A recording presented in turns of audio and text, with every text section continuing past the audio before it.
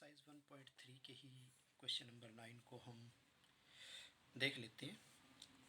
तो हमें क्या करना है, ये शो करना है कि ये जो स्केलर ट्रिपल प्रोडक्ट है इन सब का जो सम है वो हमारे पास 0 के बराबर होना चाहिए। तो इस क्वेश्चन को प्रूव करने के लिए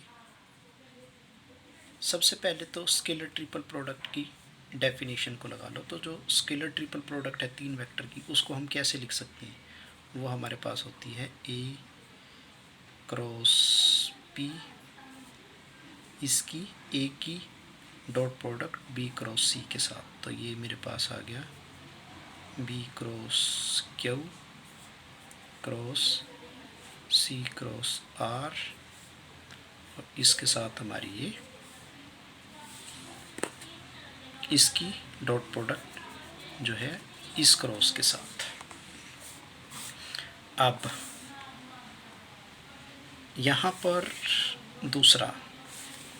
दूसरी जो टर्म है इसको भी यहाँ पे स्केलर ट्रिपल प्रोडक्ट को एक्सपेंड कर दो। तो ये आपके पास है A क्रॉस Q की डॉट प्रोडक्ट आपके पास आएगी B cross R cross C cross P, इन दोनों क्रॉस प्रोडक्ट को इसके साथ डॉट प्रोडक्ट।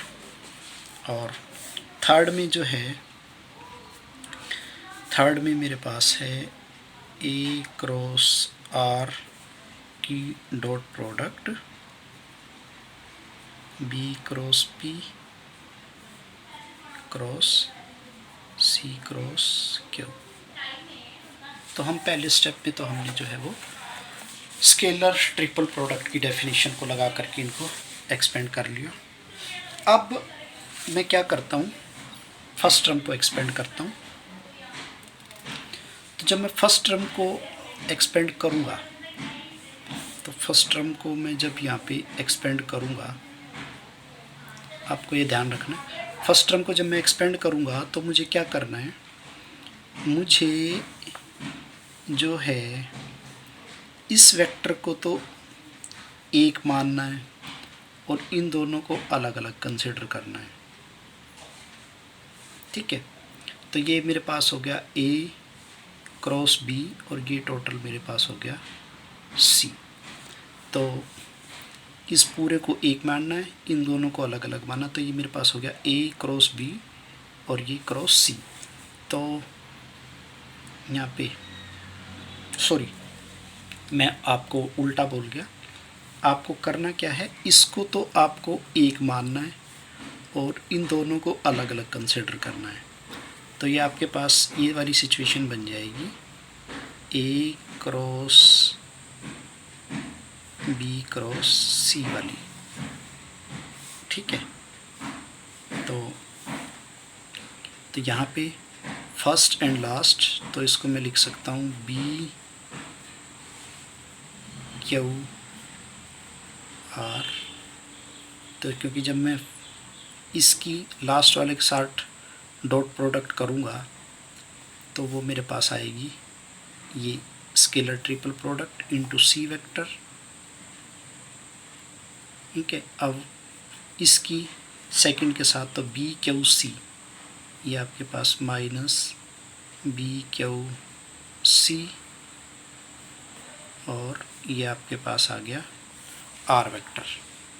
और इस सारे की जो है वो डॉट प्रोडक्ट आपने ये इसको थोड़ा ध्यान, इसकी आपने या इसको राइट में लिख लो, इसकी आपने डॉट प्रोडक्ट कर रखी है किसके साथ, A क्रॉस P के साथ। तो अब इसकी जो डॉट प्रोडक्ट है वो तो इसके साथ होगी। तो यहाँ पे जब मैं इसके साथ डॉट प्रोडक्ट करूँगा तो ये बनेगा CAP। तो B Q R ये मेरे पास बनेगा CAP,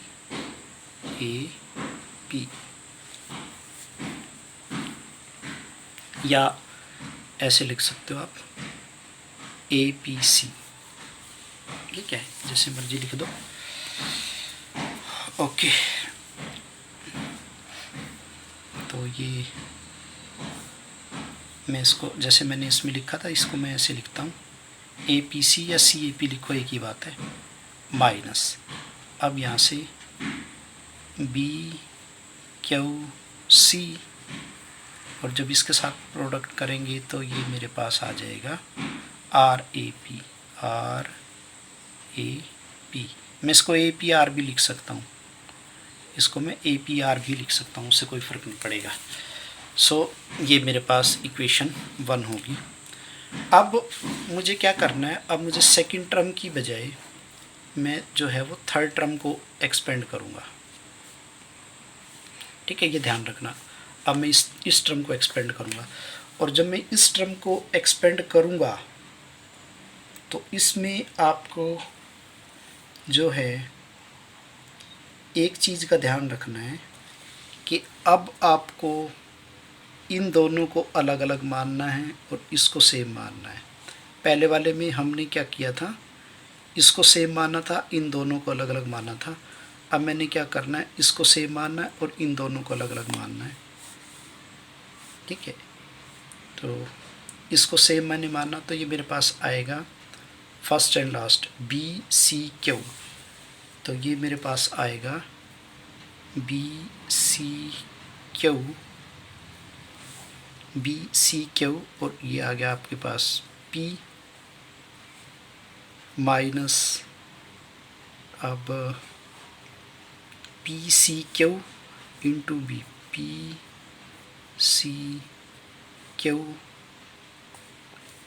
इंटू B, यानी कि सेकेंड एंड लास्ट, और इंटू B।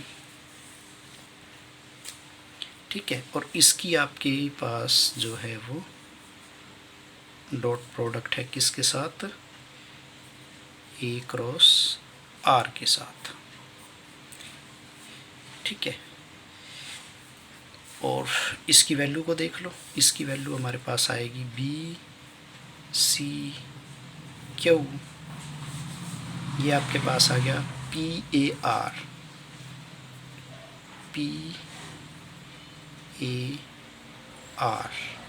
माइनस, यहाँ से आ गया PCQ, यहाँ से आपके पास आ गया BAR, ये आपका सेकंड आ गया। ये मैंने फर्स्ट टर्म में और सेकंड टर्म में जो है इन दोनों को मैंने पहले एक्सपेंड किया है। ठीक है, इसमें मैंने जो है दोनों टर्मों में ख़ास तरह के कोड लगाए। पहले वाले में तो मैंने क्या किया, इसको सेम माना, इन दोनों को अलग अलग किया है। थर्ड वाले में मैंने क्या किया, इसको सेम माना, इन दोनों को अलग अलग किया है।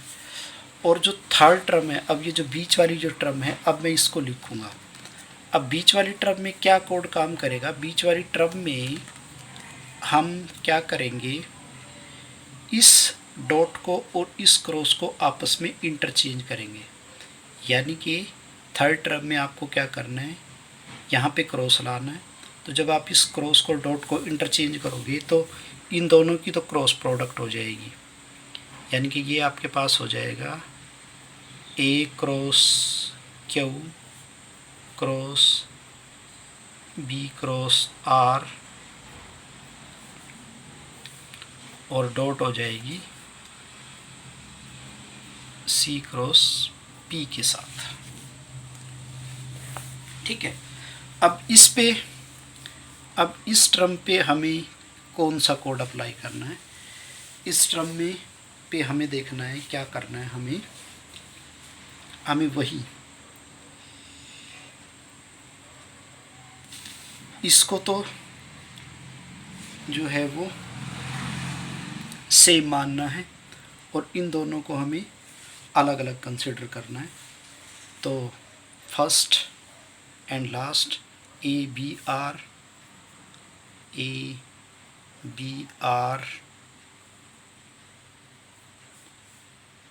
और ये आपके पास हो गया Q माइनस, अब यहाँ पे आपके पास आ गया second and last QBR B R और इंटू ये आपके पास हो गया ए, और इस सारे की डॉट प्रोडक्ट आपके पास है सी क्रॉस पी के साथ। अब ये जो है इस डॉट प्रोडक्ट को भी एक्सपेंड कर दीजिए, तो ये मेरे पास बनेगा ए बी आर, ये हो गया Q C P, Q C P minus यहाँ से क्यू बी आर, और ये हो गया आपके पास ए सी पी, ये आपका हो गया थर्ड। अब फर्स्ट सेकंड और थर्ड को हमें ऐड करना है, तो सबसे पहले हम इसमें देख लेते हैं कि किस टर्म का किस टर्म के साथ कॉम्बिनेशन बनने वाला है।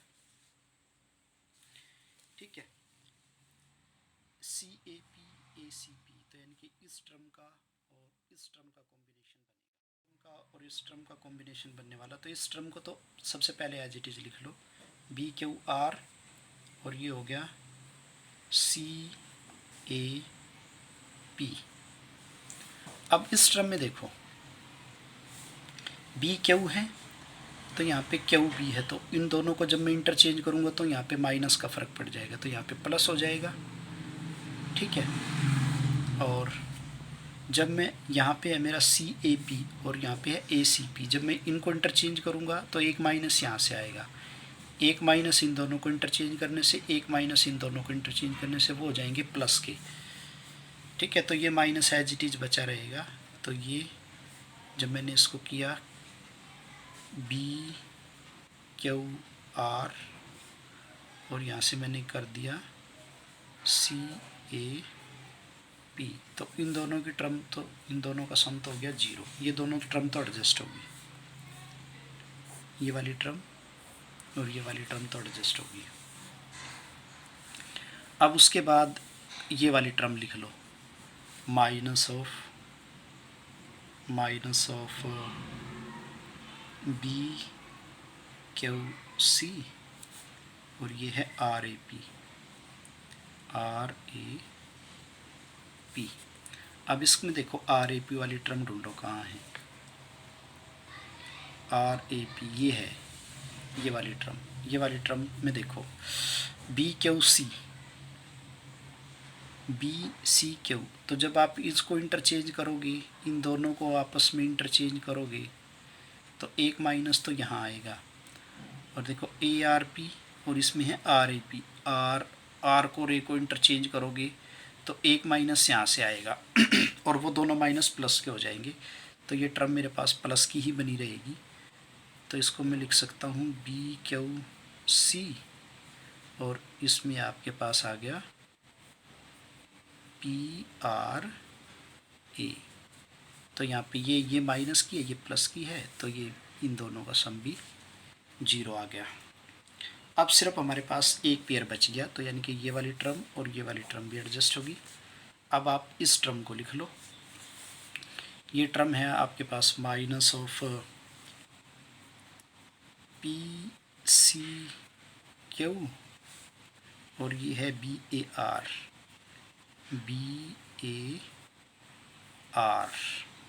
और ये है आपके पास देखो A B R, B A R, तो आप बी को अगर जब यहाँ पे लेके आओगे तो एक माइनस आएगा आपका। ठीक है, और यहाँ से है पी सी क्यू, यहाँ से है पी क्यू, जब आप सी को और पी को आपस में इंटरचेंज करोगे तो एक माइनस यहाँ से आएगा, तो दोनों माइनस मिलके प्लस बनेंगे, तो ये मेरे पास आ गया बी ए आर, और यहाँ से आ गया क्यू पी सी, एक माइनस है एक प्लस है, इन दोनों का सम भी जीरो आ गया, तो आपके पास राइट हैंड साइड जो है वो टोटल आपके पास जीरो आ गई। तो ये आपके पास था क्वेश्चन नंबर 9 का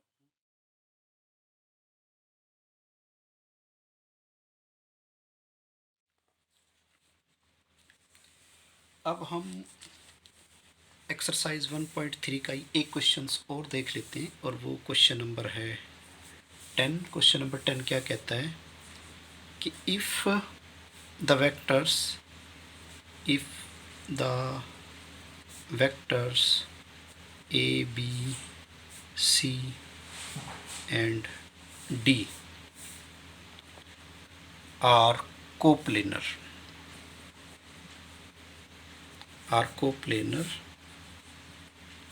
then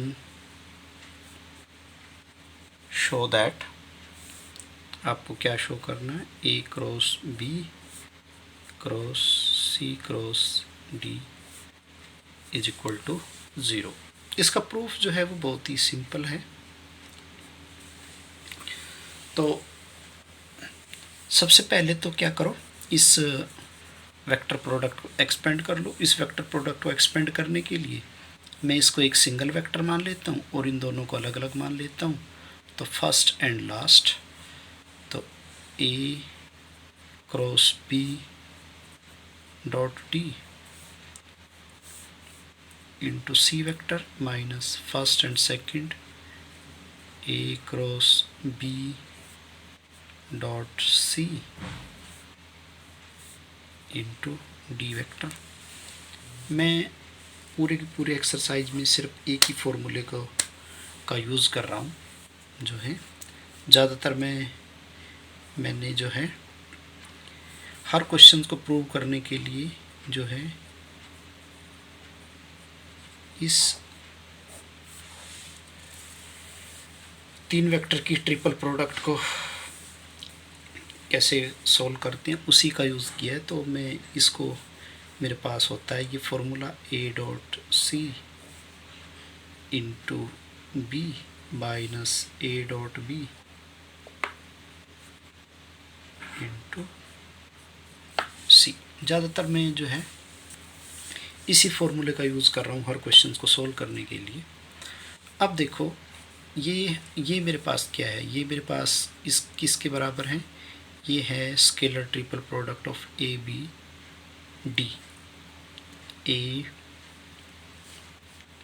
हाँ अच्छा, तो ये डी के साथ मैंने इसकी डॉट प्रोडक्ट की है, तो डी को पहले लिखेंगे हम, D A B into C minus, यहाँ से सी के साथ डॉट प्रोडक्ट किया तो सी को पहले लिखेंगे, सी ए बी इंटू डी। अब देखो, अब हम यहाँ इसके ऊपर एक रिजल्ट अप्लाई करते हैं कि 3 vectors are coplanar, 3 vectors are coplanar if and only if their scalar triple product is 0। ये हमने पहले चैप्टर्स में इस रिजल्ट को कर लिया। अब देखो, अगर 3 वेक्टर कोप्लेनर है तो उनकी स्केलर ट्रिपल प्रोडक्ट 0 होगी, और अगर उनकी स्केलर ट्रिपल प्रोडक्ट 0 है तो वो कोप्लेनर होंगी। अब हमें ये कोप्लेनर तो गिवन है, ये कोप्लेनर गिवन है तो इनकी स्केलर ट्रिपल प्रोडक्ट 0 होगी। तो इसका मतलब है ये भी 0 और ये भी 0, तो हमारे पास ये टोटल रिजल्ट है 0।